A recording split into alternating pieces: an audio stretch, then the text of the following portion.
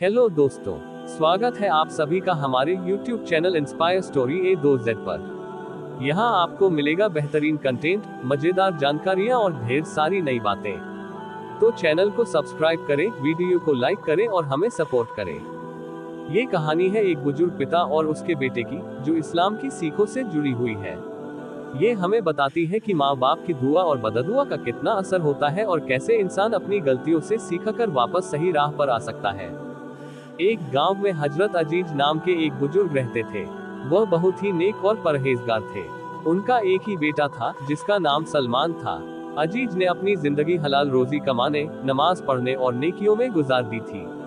वह हमेशा अपने बेटे के लिए दुआ किया करते थे, या अल्लाह, मेरे बेटे को नेक, कामयाब और फरमानबरदार बना, उसे दुनिया और आखिरत में भलाई अता कर। अजीज अपने बेटे की अच्छी परवरिश के लिए हमेशा फिक्रमंद रहते थे। वह उसे हर सुबह नमाज के लिए उठाते, कुरान की तालीम देते और उसे गरीबों की मदद करने की सीख देते। सलमान भी बहुत आज्ञाकारी था। वह अपने अब्बा की हर बात मानता, नमाज पढ़ता, गरीबों की मदद करता और हमेशा सच्चाई पर चलता। गांव में हर कोई कहता, माशा अल्लाह, अजीज साहब का बेटा बहुत नेक और फरमाबरदार है। जब सलमान बड़ा हुआ तो उसके अब्बा ने उसे कारोबार में लगा दिया।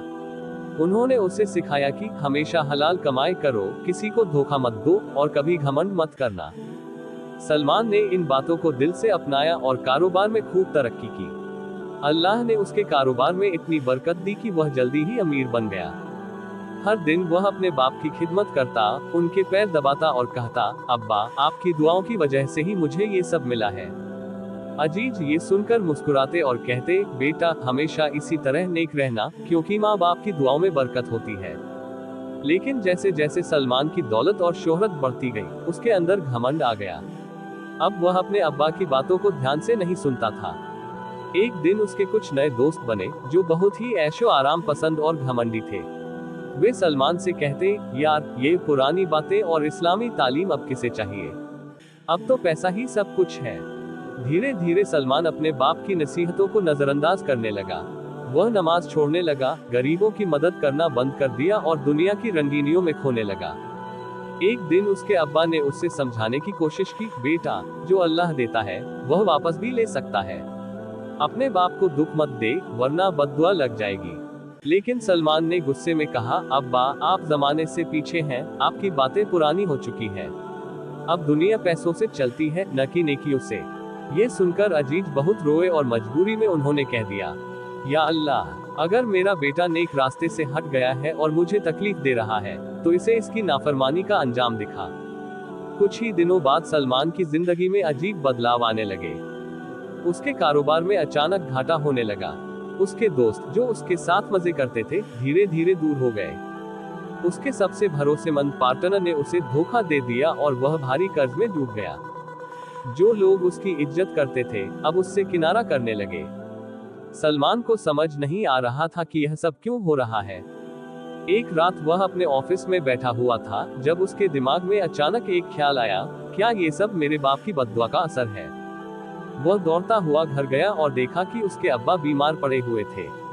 अब्बा, मुझे माफ कर दीजिए, मैंने आपको तकलीफ दी और अब मेरी जिंदगी तबाह हो रही है। अजीज ने अपने बेटे को रोता हुआ देखा और कहा, बेटा, माँ बाप की दुआ में बरकत और बद्दुआ में तबाही होती है। तूने मेरी नाफरमानी की, इसलिए अल्लाह ने तुझे सबक सिखाया। सलमान फूट फूट कर रोने लगा और कहा, अब्बा, क्या अब मेरी जिंदगी ठीक हो सकती है। अजीज ने अपने बेटे को उठाया और गले से लगा लिया। उन्होंने अल्लाह से दुआ की, या अल्लाह, मेरे बेटे को माफ कर दे और इसे दोबारा राह हक पर ले आ। अल्लाह ने उसकी दुआ फिर कबूल की। धीरे धीरे सलमान की हालत सुधरने लगी। उसने तौबा की और दोबारा नमाज पढ़ना शुरू किया। उसने गरीबों की मदद करनी शुरू की। उसने अपने बाप की सेवा में खुद को लगा दिया। अल्लाह ने उसके कारोबार में दोबारा बरकत दी। अब वह हर रोज अपने अब्बा के पैर दबाता और कहता, अब्बा, आपकी दुआ ने मुझे बचा लिया। अजीज मुस्कुराए और कहा, बेटा, माँ बाप की दुआ में अल्लाह की रहमत होती है। हमेशा याद रखना, अगर तुझे कभी कोई मुश्किल आए, तो पहले अपने माँ बाप की दुआ मांगना।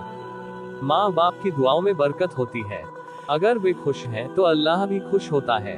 घमंड और नाफरमानी इंसान को तबाह कर सकती है। अगर हम गलती करें, तो तुरंत तौबा करनी चाहिए। जो अल्लाह देता है वो वापस भी ले सकता है, इसलिए हमेशा शुक्र अदा करें। अल्लाह हम सबको माँ बाप की इज्जत करने और उनकी दुआओं का हकदार बनने की तौफीक दे। आमीन।